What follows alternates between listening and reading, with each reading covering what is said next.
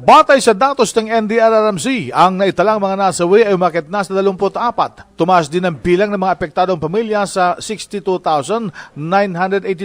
Ito ay sa kabuuang 249 barangays sa 58 munisipalidad at 14 na probinsya ng Region 10, 11 at Caraga Region.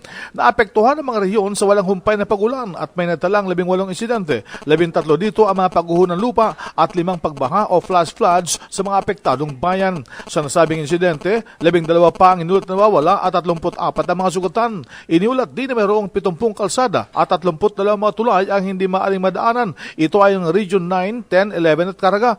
Ayon kay Major Ray Balido, ang opisyal ng tagapagsalita ng NDRRMC, kasalukuyang nagsasagawa na ng clearing operation sa mga kalsadang binaha.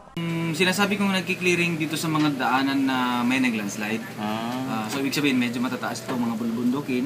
Dito naman sa baba, yung tubig, although papahupa na rin, pero hindi pa rin madaanan. Ayon kay Balido, kaya hindi madaanan sapagkat umapaw ang tubig sa Saug River ng Asuncion, Davao del Norte, Libuganon River ng Kapalong, Davao del Norte at nawasak din ang mga irrigation dams ng Aragon at Barangay Taytayan sa Katiil, Davao Oriental dahil sa pagtaas ng tubig baha. Iyan ang DCRH News sa Campo Aguinaldo, RH 911. Bing Formento naglilingkod sa pagbabalita.